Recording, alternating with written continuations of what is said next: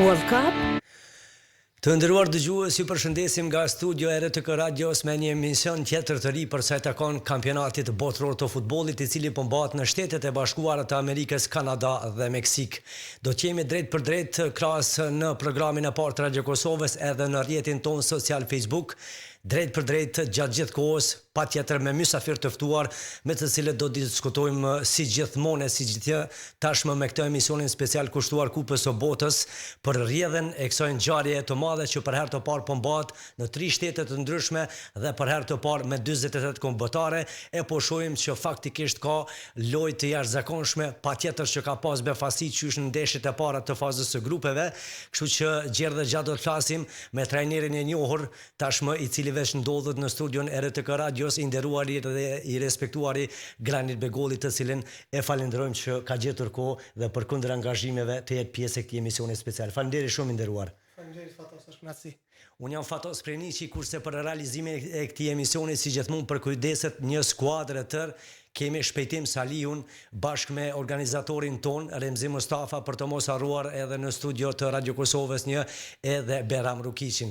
Pa humbur kohë do të nisim bisedën dhe patjetër është pyetja e parë për zotrin Begollin. Gjermania, die Mannschaft, e ashtu quajtur, me një përmbysje të jashtëzakonshme në poshtë i bregun e Fildesh dhe ju bashkua Shteteve të Bashkuara të Amerikës dhe Kanadas në fazën e eliminimit direkt.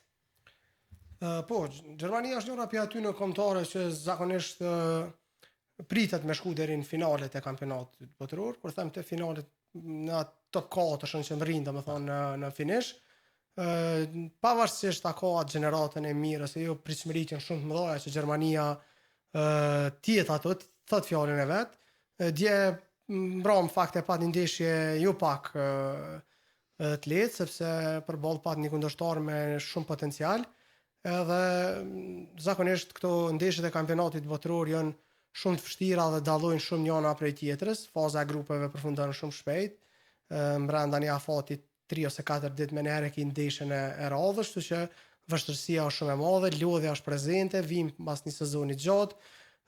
Kombëtarët kanë këto kombëtarët e mëdha, shumica janë futbollistë kryesorë nëpër ekipet e tyre, edhe kjo e bën pak sa të lodh shumë këtë pjesë, edhe normalisht që nuk është e lehtë fitohet asnjë ndeshje, po Gjermania ka tregu karakter, është një skuadër shumë e përgatitur, nivelin domethënë për përgatitjen fizike dhe aspektin tekniko-taktike ka thjesht në perfeksion, edhe konkurenca është aty dhe normal është pak më e lehtë me menaxhu këtë grup lojtarëve me shumë kvalitet edhe me ndryshime, sepse e pam që fitoria e Gjermanisë këtë ndeshje erdhi fal ndryshimeve që erdhën nga banka rezervë. Absolutisht, madje ishte futbollisti që kishte pas shumë vështirësi gjatë karrierës së tij, antari i Stuttgartit, ai i cili e bëri diferencën me ata 2 gola dhe shënuan një fitorie me rikthim ndaj bregut të Fildesh, faktikisht siç edhe përmendet, një lojë relativisht e vështirë për gjermanët, që megjithatë kanë një grup të jashtëzakonshëm të futbollistëve me të cilët po funksionojnë jashtëzakonisht mirë. Kuadër të kësaj edhe një lojë ishte shumë, po themi kështu, mbase në fillim e paqartë, por që doli të jetë kundërta. Holanda në poshti, nëse mund të them, demoloi Suedin me rezultat prej 5-1 në kuadër të grupit F. Me vërtet rezultati ishte pak befasues, duke e pa që Suedia bën një paraqitje të mirë në ndeshjen e parë. Edhe mendoj që në Kupën e Botës është shumë vështirë një skuadër të shënoj 5 golla, sidomos në këtë lloj ndeshje ku shkalla e vështirësisë nuk është shumë e lehtë, sepse nëse flasim për Gjermani Kuraça, që është një kombëtar që në niveli tjetër, Holland Suedi nuk është atij niveli, kështu që është jashtëzakonisht e vështirë. Po mendoj që Holanda është njëra prej atyre ekipeve që ka një grup të jashtëzakonshëm futbollistëve, dhe është një kombëtar që din me i trajtu mirë këto kompeticionet. E kemi pa edhe në të kaluar që ka ditë me i vënë vështirësi edhe kombëtarët më të mëdha, kështu që ka qenë një fitore e prishme, po ndoshta jo me këtë rezultat, edhe mënyrën se çu shkoi ndeshja ishte, më i thon, superiore. Holanda dhe fitoi ndeshjen me plot merit. Po flasim për një kombëtar edhe kjo sikur Gjermania, që pritshmëritë janë shumë të mëdha dhe normalisht që faza e grupeve nuk diskutohet te këto kombëtare. Holanda në ndeshjen e parë mori një barazim përballë Japonisë, edhe ishte pak në presion sepse ndeshja e dytë duhet fituar me çdo kusht, sepse ato 4 pikë janë që të sigurojnë ndoshta kalimin e grupit edhe prej pozicionit në vendin e tretë, kështu që kjo ka qenë presioni, po kombëtarët e mëdha kanë një individ të përgatitur edhe në atë aspektin psikologjik që din me i trajtu këtë ndeshje të kësaj rëndësie, edhe kanë trajtu ndeshjen në mënyrë perfekte dhe kanë marrë një fitore shumë të rëndësishme për vazhdimin e garës pak më qelme, më thonë. Për të kthyer pak tek grupi E ku ndodhen Gjermania dhe bregu i Fildesh, është Curaçao që i bëri pak favor bregu të Fildesh nga se mori një pikë historike ndaj Ekuadorit. Kampionati botror e ka këtë specifik shumë të veçantë. Kombëtarët luajnë për natë që thojmë na mos me u korrit, luajnë pak për krenarin e popullit ku vjen. Edhe një pikë është shumë historike, shumë e rëndësishme. Edhe një gol i shënuar shumë në farformë është një histori në vetë, kështu që gjithçka ka të bëj lidhet shumë ngushtë edhe për ata është kompeticion shumë i rëndësishëm edhe e ka atë veçantinë e vet. Kështu që kjo e ka bëu që Curaçao pas atij spektakli që psoi domethënë në ndeshjen e parë të trajtojë ndryshe ndeshjen edhe të marrë një pikë më thonë shumë të vlefshme sepse mundet me hi në garën aty në ekipeve të vogla, po që largon nga botërori me një shaj ose me një pikë. Kështu që kjo e ka bërë të veçantë pikën për Curaçao, ndërsa për Ekuadorin mendoj që ka qenë fatale për shkak se e dim që ndeshjen e fundit e ka shumë vështirë dhe do ta ketë jashtëzakonisht vështirë që ta kaloj grupin. Shumë e vërtet. Holanda dhe Japonia, dy kombëtarët që po bindin, japonezët që morën një fitore ndaj Tunizit prej 4-0, sikur holandezët dhe japonezët faktikisht veç ja kanë krijuar paksa komoditetin vetës që të mendojnë për mëtutje. Po sigurisht ne apo ndeshjen Holand-Japoni edhe na tregoi që Japonia nuk është kombëtare që mposhtet lehtë, ka kualitet, ka futbollista që luajnë për ligat e forta në Itali, në Angli, në Spanjë, kështu që kjo bën diferencën, po mos harrojmë është një skuadër që në aspektin taktik është ndoshta njëra prej skuadrave që luan me disiplinë shumë të fortë, edhe kjo e ka bërë që Japonia të jetë ajo njëra prej atyre skuadra favorite që minimalisht ta kaloj grupin. Mos harrojmë që Japonia në të kaluarën ka ditë me bë befasia dhe me eliminu skuadra shumë të mëdha. Kështu që mendoj që në këtë pjesë te këto kombëtare kur kalojnë grupin nuk është befasi më, sepse kanë krijuar një farë stabiliteti. Këto e dëshmoj edhe në fitoren e mbrojtshme një rezultat thellë përballë Tunizit, ku pikërisht për shkak humbjes së ndeshjen e parë ndrun trajnerin. Pikërisht me 4 golla diferencë, ndërsa ndeshjen e dytë prap psun 4 golla dhe mendoj që është njëra prej atyre kombëtarëve që është eliminuar. Thuajse tash në këtë pikë ku jemi edhe kanë bërë një performancë, mund të thonë direkt të dobët në këtë kampionat botror, ndërsa për Japonin janë më të qetë pak sepse me 4 pikë thash edhe më herët jeni kombëtare që me shumë gjos do të kalon në rundin tjetër. Absolutisht. Nëse jo nga vendi i parë ose i dytë, paktën nga vendi i tretë. Vetë se është një deficit shumë i madh ai pozicioni i vendit të tretë sepse 8 vendet e para më të mira luajnë me vendet e treta, domethënë që janë, kështu që është kjo far pjesa që me i kundërshtarëve të vështirë. Po mbetet shihet sepse është edhe një ndeshje dhe mund ndryshoj shumë çka. Sonte prej orës 19, një duel ku nëse mund të themi Spanja mund të llogaritet favorit ndaj Arabisë Saudite në këtë duel të vlefshëm për grupin H ku ndodhen edhe Uruguay dhe Kap Verde ose ekipi gjelbër që befasoi të gjithë në botë duke marrë një barazim ndaj spanjollëve. Spanja është pritur në këtë grup të merr maksimumin e pikëve.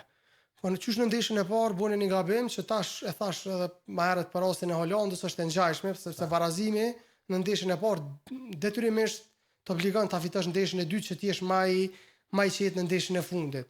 Edhe kjo do ta bëj sfidën pak më të veçantë sepse Spanja me çdo kusht duhet ta ndjek fitoren. Kualiteti është shumë i madh, diferencat janë shumë të mëdha dhe nuk besoj që Spanja sot do të hasë ndonjë problem që ta fitojë këtë ndeshje.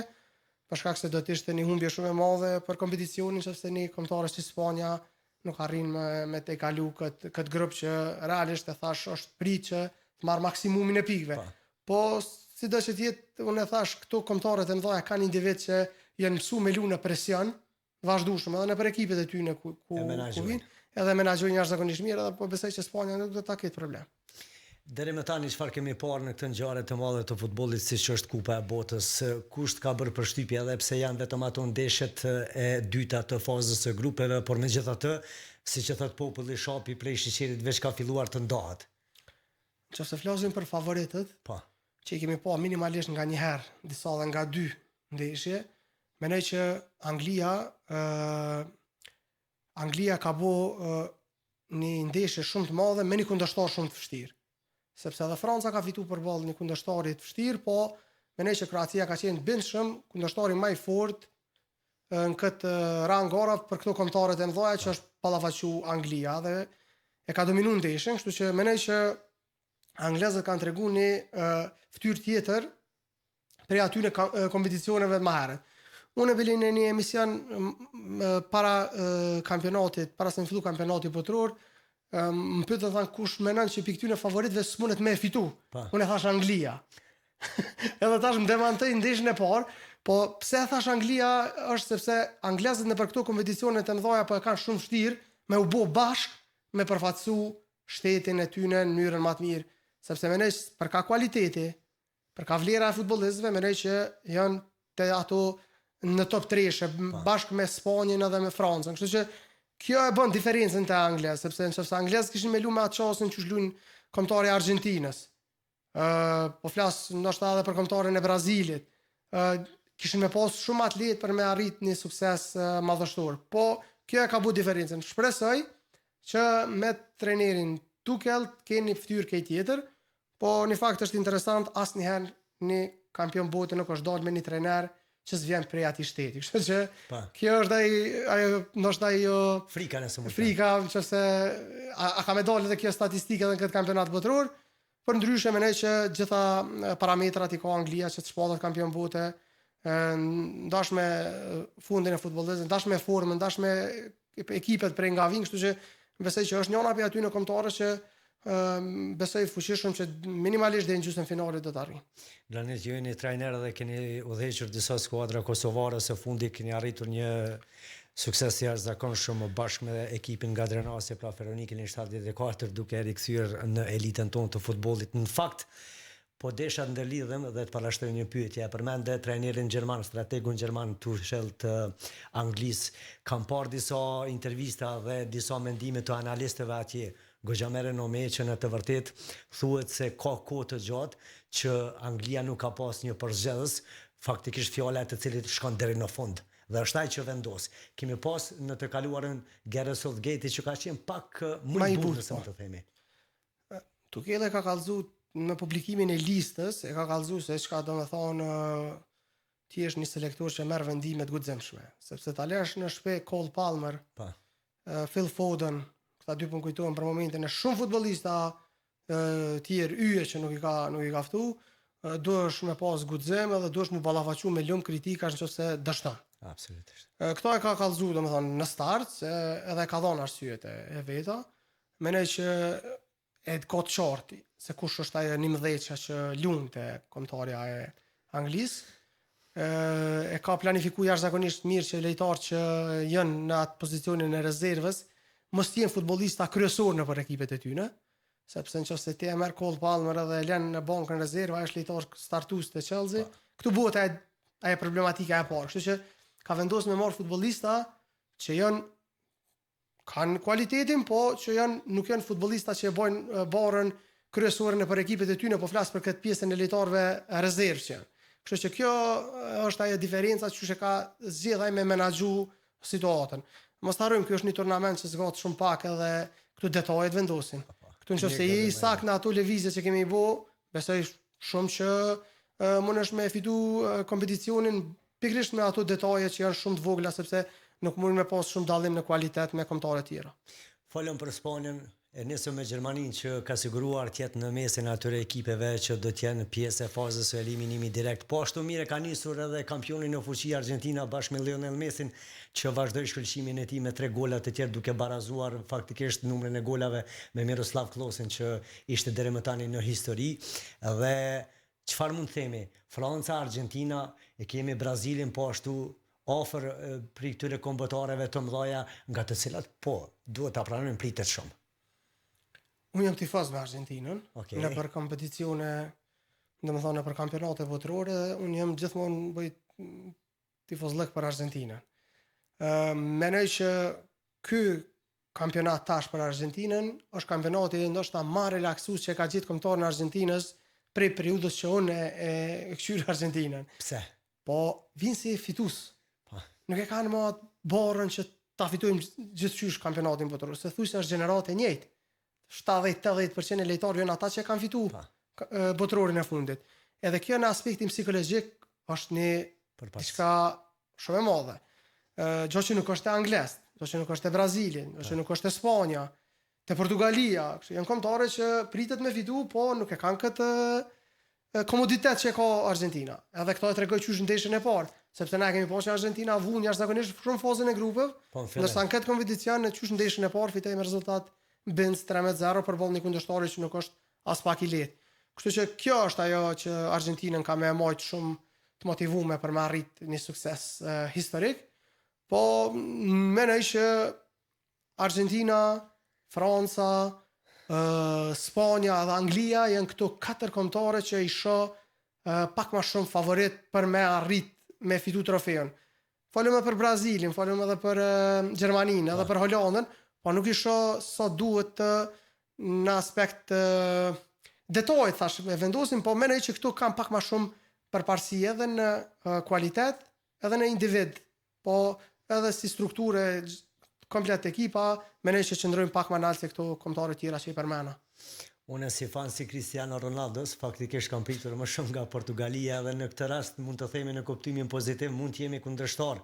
Kështu po themi, vetëm se vërtet Republika Demokratike e Kongos faktikisht ja dëshmoi të kundërtën Portugalisë. Mendoj që e ka marrë një pikë me merit sepse ka ditë se çka po don qysh për minutës të parë, ku po ke ndeshën. Mendoj që Portugalia ka qenë jashtëzakonisht shumë vështirësi. E mendoj që Portugalia nëse nuk arrin me bëni sukses në këtë kompeticion është për shkak të trajnerit, mendoj që nuk e ka trajnerin në nivel me skuadrën. Unë jam i bindur që ai grup i lojtarëve meriton ose kish mujt me i udhëheq në një mënyrë pak më korrekte një trajner me shumë autoritet. Mendoj që nuk e gëzon trajneri aktual, sepse kemi pa edhe te Belgjika nuk ka arrit me motivuni super skuadër, edhe nuk është që ka bune e farë sukses ose rezultatit jashtëzakonshëm, kështu që kjo mendoj që është dobësia e Portugalisë, sepse nëse flasim për report edhe shohim individ, mendoj që me sfushën më të fortë në këtë kampionat botëror, mendoj që ka Portugalia. Ndashë me numra, ndashë me trofe, ndashë me statistika, me çka dush. Bruno Fernandes vjen për një super sezone në Premier League, ndërsa dyshja e Parisit janë fitues Champions League-s e gjitha që fitohen në niveli më lart të futbollit. Kështu që kjo e bën ndoshta atë diferencën edhe po besoj që nëse Portugalia nuk arrin me shku lart, do të jetë pak edhe për shkak të trajnerit që nuk ka më shumë me menaxhu këtë grup të lojtarëve. Ndeshja e parë ishte baraz, po zakonisht ato kombëtare që nisin si ma ka dalë kampionatin, din me kanë shumë më të rrezikshme në finish të saj. Po të shumë kritika të kjo ndeshje e parë pikrisht madje në drejtim të Roberto Martinez, përzgjedhësit të Portugalisë, nga se është pyetur shumë dhe ishin gazetarët ata të cilët insistuan për Cristiano Ronaldon, që tashmë në moshën 40 vjeçare faktikisht është duke luajtur në nivelet më të mëdha, vetë fakti që është sërish pjesë e Kupës së Botës, është kampionati i 6 botëror nëse nuk gaboj për Cristiano Ronaldon, që megjithatë po mendoj se për të do të jetë hera e fundit, por dëshira e madhe që edhe këtë hyjë në histori, duke e ngritur trofeun e çmuar e ikonik të Kupës së Botës, do të mund, nëse mund të themi, edhe t'i kthehet bumerang. Mendoj që është bërë një analizë jo korrekte karshi Cristiano Ronaldos, sepse Portugalia nuk fitoi për faj, më thonë që ishte Ronaldo në lojën për 90 minuta. Portugalia nuk fitoi se buni një ndeshje dopt. Nuk ishte vetëm Ronaldo. Jo, po Ronaldo nuk më thonë që ishte asnjëri pi fajtore për shkak se nuk erdhin shprehje gjatë 90 minutave, një herë erdhi në një pozicion, edhe ai nuk ishte më i miri i mundshëm për me shënu, kështu që futbollisti kur del në rast, kur ka topa, kur ka mundësi me shënu dhe nuk e bën punën e vet, atëherë kombëtarët si Portugalia duhet me bëjnë ndryshime sepse duhet me fitu ndeshjen. Po në atë ndeshje Portugalia prodhoi shumë pak. Loja shumë e ngadalshëm, jo ritmi i duhur, shumë prekje topit, lojtarët e përzgjedhën për 11-shë, domethënë pat shumë Bernardo Silva Luike, Sulmusi Kraut, në anën tjetër Pedro Neto, shumë vështirësi për me dalë në fazën e sulmit. Mbrojtësat e Kraut nuk kishin atë lidhshmërinë me vetë dhe kjo e buni që Portugalia del shumë vështirë në lojën e saj. Kështu që nuk ishte po këtu tendenca dhe fokusi shumë i madh te Ronaldo, edhe pyetjet ato dhezin në atë formë, kështu që besoj që është shiqetu padrejtisht sepse problemi pse nuk fitoi Portugalia nuk mendoj as pak që ishte pse Ronaldo ishte aty, po sepse skuadra bunin një ndeshje dobët sidomos në fazën e sulmit edhe në qarkullimin e topit, në lëvizjet në fazën e sulmit. Mos harrojmë sulmues të kratë edhe Leao edhe Conceição që u futën në pjesën e dytë, nuk arritën asnjëherë me bu diferencën, me kaluar krahase, me gjuni top në zonën e 16. Kështu që kjo ishte ajo vështirësia pse Portugalia nuk fitoi, e jo pse Ronaldo ishte në fushë. Absolutisht. Kuadër kësaj një Francë që për gjithë kë faktikisht është një kombëtare që ka së paku 22 futbollistë që janë si njëri më i mirë se tjetri. Po, Franca. Njëra pi sulme më të mira këtij kampionati botëror. Mos harrojmë. Franca mendoj që nëse ka me pas atë durimin sikur në ndeshjen e parë që edhe mas pjesës parë asoj vështirësisë për me gjetë gollin, vazhduan me lujtë dhe me besu, mendoj që do të jetë njëra prej aty në kombëtarëve që vështirë mundesh me përballu, mos me të shënu gol. Ti mundesh me i shënu Francës, po me Dembele, Mbappé, Olise, Doe, Barcola, Cherki, unë mendoj që janë lojtarë të jashtëzakonshëm. Edhe gjithë mundin me bëu diferencën edhe për secili mundet me shënu në çdo moment. Kështu që kjo Francë është e frikshme, po besoj që do të jetë, thash edhe më herët, njëra prej aty në kombëtarëve që mundet shumë lehtë me fitu kampionatin botëror në saj kualiteti që ka. Mos harrojmë ka një selektor që një grupin jashtëzakonisht mirë, bën pjesë ajo pjesa selektorëve që janë me disiplinë të hekurt, kështu që Franca ka nevojë veç për atë pjesë, sepse në aspektin tekniko-taktik besoj që është në perfeksion. Sonte përveç sfidës të cilën më herët të përmendëm në kuadër të grupit G, prej orës 21 ndeshin edhe Belgjika me Iranin. Kemi parë në këtë grup Zelandën e Re, por po ashtu edhe Egjiptin, që befasoi për të mirë duke barazuar në fillim me belgët që u llogaritën favorit në këtë ndeshje. Po kjo Belgjika gjithmonë kështu është. Pritet shumë prej saj, pritshmëritë gjithmonë janë të mëdha edhe prej ndeshjes në ndeshje, por nuk është ajo kombëtare që mundet me bind ose me hin atë petkun e favoritit që e thuaj fiton këtë ndeshje. Njëjtën vështirësi ka me pas me ne edhe me Iranin. Irani po kalon në një situatë shumë vështirë si shtet, edhe mënyra për me përfaqësu edhe për me dhënë diçka pak më shumë, mendoj që u takon këtyre futbollistëve që do të jenë sonte në fushë, edhe sigurisht që do ta dhojnë atomin e fundit që ta bëjnë krenar vendin e tyre. Zakonisht u thash, këto kompeticione luhet për krenari, edhe nëse eliminosh me një pikë, është një farë lloj nderi, sepse pritshmëritë dihet ku janë. Kështu që do të jenë ndeshje shumë të vështira, sidomos këto ndeshjet e dyta për këto kombëtare që nuk kanë arritur me fitu, sikur Belgjika që ka qenë favorite, kështu që do të jetë ndeshje jashtëzakonisht e vështirë dhe me shumë presion për Belgjen. Është e pashmangshme të mos flasim pak edhe për këto dështimet e para të cilat kanë ndodhur, sidomos Turqia me të cilën Kosova është ballafargjuar në fazën finale pra të play-offit e ku ishim shumë afër të shkruajmë histori. Faktikisht morëm një disfate, më pastaj ishin turqit edhe që u kualifikuan në Kupën e Botës, por që tashmë pothuajse janë të eliminuar. Shiko, bëhet një analizë nga njëherë pak që thojmë na pak e qefit, sepse kemi luajtur me turqit, na kanë mujt në Prishtinë, na kanë hekat mundësinë historike për me marrë pjesë në Kupën e Botës, po Turqia të dy ndeshjet që i ka hup ka qenë dominuese në lojë, ka bërë shumë raste, ka rrugë në dy ndeshje të shtylla, ka pas jashtëzakonisht shumë volum ndeshje aty nuk ka qenë kombëtare që s'ka prodhu kur gjë. Po në futboll mundesh me hub ndeshjen të lut mirë. Sepse nëse shohim ashtu Spanja do të më fitojë gjithë ndeshjet. Se është një api kombëtare që bën futbollin më të mirë. S'po ku 80% 90% ndeshje do të më fitojë. Kështu që shkolla e vështirësisë, kampionati botëror, krenaria ajo që duhesh me dhënë me lut për shtetin e bën diferencën këto kompeticione. Turqit nuk kanë pas fat, thuaj se fare në këtë, që ose kanë pas fat në kualifikime, që në poshtë dhe neve, sepse mendoj që pak edhe me fat na kanë poshtë.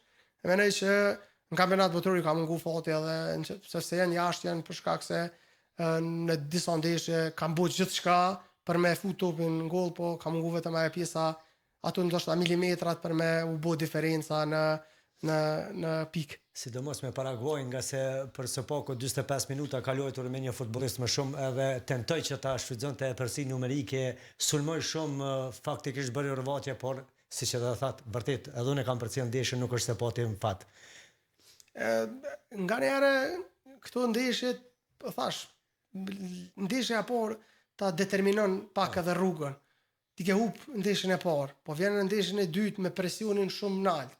Mas pjesës parë jeni në disavantazh. Kartoni kuq e relakson pak ekipën, nuk e ndihmon. Sepse nëse jemi një lojtar më pak, ti në pjesën e dytë kemi ima atë idenë se kemi pas shumë të lehtë me ardhë të raste deri te shënimi. Edhe kjo pak e ka relaksu ekipën, kundërshtari është mobilizuar shumë me rrit rezultatin, edhe ka arrit domethënë me menu veç për fazën defensive dhe me fitu një ndeshje shumë të rëndësishme për ta. Dhe kur u eliminu Turqia, faktikisht nga se psoj që në të dyja ndeshjet ndaj Australisë, si dhe dihet së fundi faktikisht unë poshtë edhe nga Paraguay, jam i bindur se ne që jemi shumë entuziastë dhe kemi mundur shumë lehtë të jemi në vend të Turqisë, po besoj që nuk do ta kishim edhe shumë të lehtë, pa dashur të nënshmoj kombëtarën tonë që faktikisht futbollistët tonë janë ata të cilët janë duke luajtur nëpër ekipet më gjigante në Evropë, lirish më ta themi, por vazhdimisht e përmend edhe potencova që në Kupën e Botës gjërat shkojnë pak më ndryshe dhe pak më ngadalë. Ato trajtohet kundërshtari me shumë respekt. Nuk ka mundësi ato me nënçmu një kundërshtar, sepse fokusi është aq i madh sa që një gabim, sikur në këtë rast Turqia, gabimi i dytë shkon shpe. Që nuk i ti mundësi me lujt qaq lirshëm edhe me thonë ti ki me mujt ndikon. Kështu që është kjo diferenca që bëhet në këto kompeticione. Nuk mujna me thonë se nëse ishim kanë kështu mujt me bon ashta shumë ma mirë. Po nashta kështu bo ma mirë, po nuk mujna me thonë që sigurt na kështu kalu grupin ose çfarë ndëgjoj disa karota, sepse ajo është paragjikuese në një farë forme, sepse nuk e dim në çfarë momenti na kish gjetë kampionati botëror, me formën e lojtarëve, me lëndimet, na nuk e kemi një fond që kanë kombëtarët, për shembull Turqia në këtë rast, sepse Turqia si mungon një futbollist nuk është që bën diferencën shumë, ndërsa tena është mungesa shumë e madhe. Edhe kjo kish bëu atë diferencën, po për krenarim, për suksesin, për evenimentin që kish me qenë diçka fantastike edhe nëse nuk kishim marrë kurrë prej një kampionati botëror, po flas në rast se ishim kualifiku. Kërë fare për fund për se takon kampionatit botëror edhe një pyetje. Është edicioni parë që përmbohet me 48 kombëtare. Ka më tepër ndeshje, por ndër qëllimet ka qenë që edhe këto ekipet e vogla ta arrijnë ëndrrën të cilën faktikisht e kanë të kamotshme. Po, është e vërtet, ju ka dhënë mundësi disa kombëtare, sepse në të kundërtën këto kombëtare që i diskutuam, Capo Verde, Kuraçao, Tunizia, plot disa kombëtare tjera, ndoshta s'kishin mujt me marr pjesë. Po kjo është numri për shkak më dhon mundësi këtyre skuadrave që janë pak më dopta në letër edhe më dhon mundësi që të marrin pjesë në një super eveniment që është Kupa e Botës. Ashtu numri, ashtu edhe një rëndë, domethënë tash më herën sepse kemi lujt me një herë një 16, tash luajmë një 32, një 16 dhe kjo vazhdon në kampionati i rregull, domethënë mas grupeve, po vetëm na u ka shtu një rëndë pak më shumë në Kupën e Botës, gjë që për neve që e shikojmë është më atraktive. Po, gjithçysh, edhe normalisht që kombëtarëve të mëdhaja ose kombëtarëve të forta ju ka dhënë mundësi pak më shumë që sepse më herët e kemi pa që ka qenë shumë e vështirë me kalu grupin nëse ke bo një gabim ose dy, ndërsa tash me 2 barazime, me një fitore eventuale veç mundesh me kalu grupin. A kthehemi pak tek karriera juaj si trajner. Së fundi e keni udhëhequr ekipin nga Drenasi Feronikin në 74 me të cilën faktikisht arritët qëllimin, nga se synimi ishte të riktheheni në elitën tonë të futbollit dhe një gjë të tillë veç faktikisht e bët. Kishte marrëveshje ti vetëm sa për ta inkuadruar Feronikin në 74 në elitë më pastaj të ndashe, të ndërprerje bashkëpunimin apo çfarë ndodhi, nga se nëse mund të marr një krahasim, edhe nëse nuk gaboj, ka qenë një sezon tek Real Madridi kur Fabio Capello është trajner, edhe fiton titullin edhe ka ndërprer gjithçka. Me thënë drejtën, jo, marrëveshja ka qenë ndryshe. Na kemi pas një marrëveshje edhe një vit plus. Okej. Në të dy rastet, edhe nëse inkuadrohem, edhe nëse nuk inkuadrohem, unë me vazhdu me kom pjesë e projektit Feroniklit, për shkak se njëna pikave që kum insistu unë për me shku te Feronikli, ka qenë ajo që kozgjatja të jetë pak më e madhe për shkak që të kemi kohë pak më shumë që të punojmë edhe mos ndryshojmë shumë shpesh edhe unë si trener, po edhe për futbollistat, edhe unë të mësona me ata futbollistat që duhen me kanë pjesë ose klubi si si pjesë të projektit, edhe të punojmë pak më gjatë edhe të implementojmë një filozofi pak më gjatë sepse e don kohën e vet. Dhe normalisht unë e kam marrë skuadrën në rreth muajit tetor, në një pozicion jo shumë të mirë, për shkak se vinte pas 2 humbje radhaze, edhe ndeshja e parë ishte Musafer, e imja në këtë rast.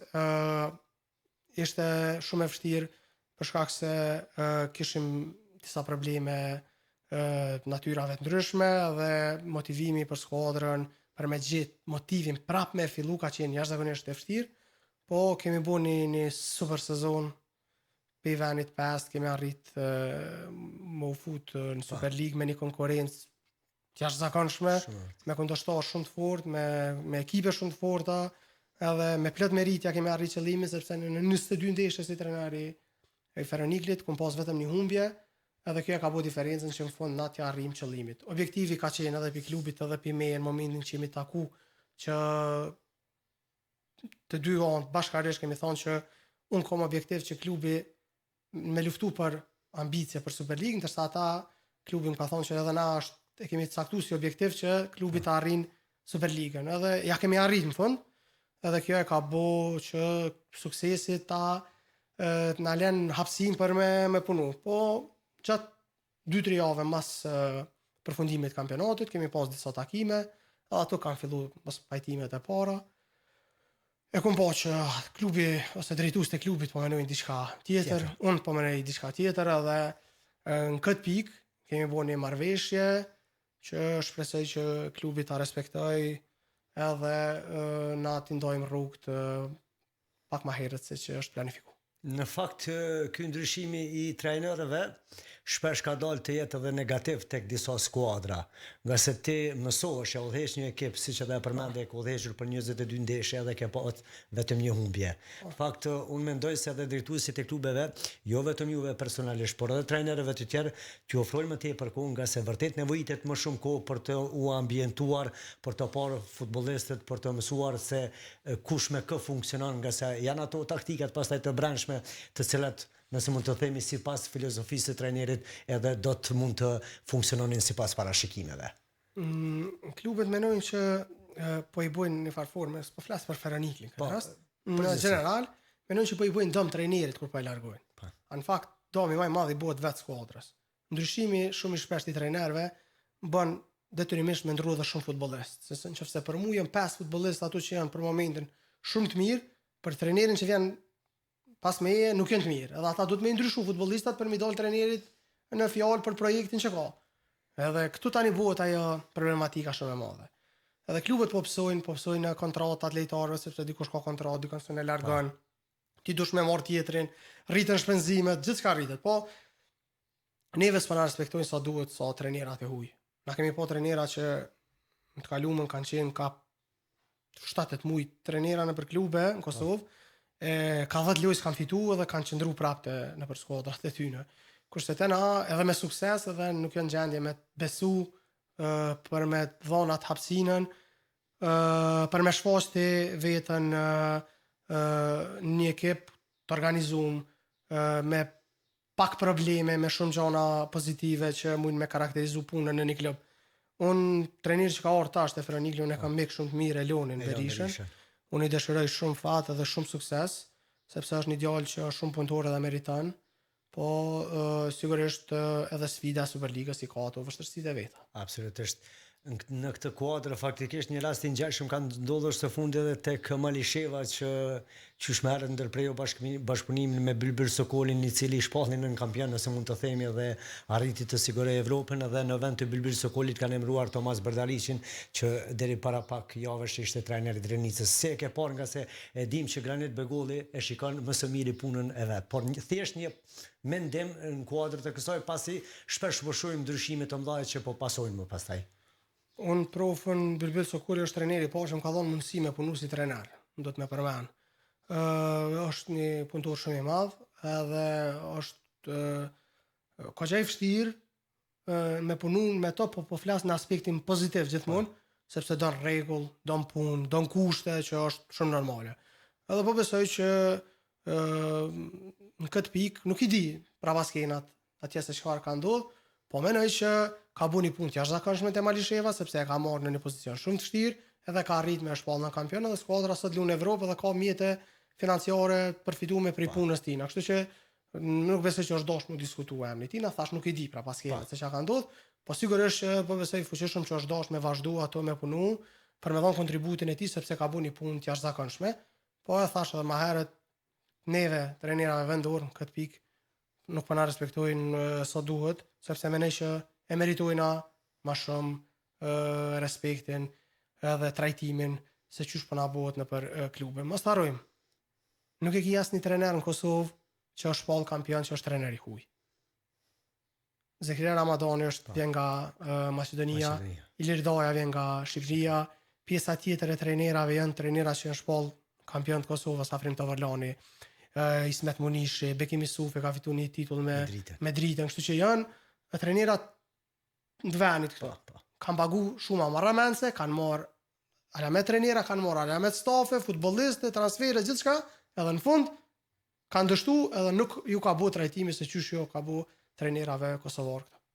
Fare në fund, futbolli i Kosovës jashtëzakonisht shumë ka bërë hapa nëse mund të themi gjigant në progres. A mund të flasim pak për nivelin, sepse ti ke qenë edhe pjesë e Prishtinës, ke qenë po ashtu pjesë edhe e ligës së parë, pra një paralele ta marrim për ka niveli. Me thonë drejtën është një diferencë bukur e madhe, sepse në start shpenzimet dyfishohen në momentin që futesh Super League. E ka kostën e vet edhe është vështirësia shumë e madhe. Tani futbollistat shumë hezitojnë me ardhën për ekipe që futen rishtas në Super League, sepse është shumë e vështirë për me mbjetu. Krijohet një farë lloj diferencë mes 5-6 skuadrave, një 4-5 kanë objektiva të tjerë, 4-5 tjera objektiva thjesht krejtësisht tjerë. Kështu që te kjo pjesë mendoj që është një farë lloj diferencë, mendoj që ka hapësinë hala shumë u përmirësu. Nuk është niveli i kënaqshëm sepse kemi shumë potencial, kemi shumë kualitet, kemi shumë mundësi me bu hala më mirë, po besoj që me një organizim që mendoj që ju takon më shumë klubeve, më marr secilla me atë që thojmë na me atë shpinë vet, me çunë në tjetër nivel skuadrën, mendoj që mundën me prit rezultate edhe më të mëdha në të ardhmen. Në këtë pikë çu po vazhdojmë. Pa investime në përfusha, me këto terrenet sintetike, me problematikat që janë në kushtet atmosferike kur kemi domethënë vështirësi, na kemi shumë vështirë me rrit nivelin. Neve na mungojnë kampet, na mungojnë fushat për stërvitje kualitative, që me dalë në atë nivelin që pretendojmë që mujna me nxjerr futbollist edhe për kombëtarën, sepse e kemi dëshmu që mujmë. E kemi Raqin, e kemi Gallopenin, e kemi Albion Ramonin. Absolutisht. Janë futbollista që kanë dalë pikë këtij niveli. Unë me Albion Ramonin kum punu te unë në 90-shat e Llapit. Domethënë prej juniorëve të Llapit luan te kombëtarja e Kosovës. Kemi potencial. Ka shumë potencial, po duhet me kriju kushte dhe duhet me dhënë hapësinë hala më shumë. Ndryshohet kjo rregullore e lejtarëve të huaj, mos na vinë ka 10 futbollista të huaj në për ekipet tona, sepse këto përfitojnë individualisht, ndërsa na si shtet, si futboll në tërësi, nuk përfitojmë asnjë gjë, sepse ju hekim mundësinë edhe trive që t'jepet ajo hapësina, sikur sot unë që kam marrë këtë që më ka dhënë këtë hapësinën për me shfaqur atë njohuritë e mia për futboll, me bëni analizë, ti në momentin që nuk jap mundësi ti smonesh me ditë nivelin e tina. Edhe këto e ka tregu mas miri rasti Gallopenit, edhe rasti Raqit, që janë lejtar purot punun në futbollin e Kosovës edhe sot i ki në gatshëm për kombëtare. E që janë shembull që faktikisht veç duhet ndjekur. Absolut. Lanet, jam i bindur që me rikthimin e Feronik Ilish 74, jo vetëm për këtë, nga se e keni dëshmuar që edhe në të kaluarën sa keni qenë pjesë e ekipeve të tjera, me punën të cilën e keni bërë, ka oferta, kemi diçka. Me thonë drejtë, po. Apo është koha e pushimit jo, nuk është të po mendon? Jo, është e vërtet. Edhe koha e pushimit, po edhe gjatë kësaj kohe, për respekt të klubeve, nuk po du me dhonë emra se kush, po jam kontaktu nga disa klube, kemi bisedu pak a shumë, po diçka konkrete ose rreth ofër dhe më thonë finalizimit marrëveshjes jo nuk ka, sepse unë ku me zgjedh një projekt që kemi me pas mundësi me punu pak ma gjatë, edhe një projekt që na garanton një stabilitet financiar, edhe një punë përbashkët që në fund me ditë se ku kena me mërri mas një sezon ose 2 sezone. Kështu që kjo do të jetë ai kushti jam i vetëm për çdo klub që do të shkojë të punoj në vazhdim. Nga Liga e parë, nga Superliga apo nga të dyja, nga pak? Nga Liga e parë, po gjithsesi, nga Superliga, me thon drejtën, kemi pas disa diskutime, po ju diçka thash konkrete, sepse kjo është e pjesa që e përmenda edhe më herët, po hezitojmë pak tek kjo pjesë, po sigurisht që unë jam një trajner i ri dhe kam karrierën përpara, mendoj që ka ardhur koha që ta bëj atë hapin edhe ta dëshmoj veten edhe në rangun e Superligës, po shpresoj që kur të vi momenti do të jetë një moment pak më i mirë e jo me probleme, sepse zakonisht kur ndrohen trajnerat ndrohen me mas probleme, kështu që uroj që të na gjojnë një situatë pak më e mirë edhe të punojmë pak më në qetësi edhe të mund ta shfaqim atë dijenin tonë për futbollin. Granit Begolli, unë përzemërisht të falenderoj që përkundër shumë angazhimeve dhe përkundër këtij sezoni veror faktikisht na u bashkove dhe u bëre pjesë e këtij emisioni special që më tepër me fillim folëm për Kupën e Botës, por që patjetër ishte edhe pashmangshme pak të mos flasim për karrierën tuaj. Shumë faleminderit. Faleminderit, ishte kënaqësi. Ishte ky trajner i njohur i futbollit Granit Begolli me të cilin biseduam gjerë dhe gjatë në këtë emision special. Shumë faktikisht informacione morëm, por po ashtu edhe ndam së bashku përshtypjet për sa takon kampionatit botror. Ju qëndroni me Radio Kosovën 1, në të vërtetë ishim drejt për drejt edhe në rrjetin tonë social Facebook, për çka ju falenderojmë dhe të qëndroni me programet tona në vazhdim, por fare në fund të falenderojmë edhe Vlera Sportin për këtë kupë, për trofeun e çmuar të Kupës së Botës, për këtë top zyrtar të kampionatit botror dhe këto pajisje sportive. Ju falenderojmë për vëmendjen. World Cup na RTK Radio.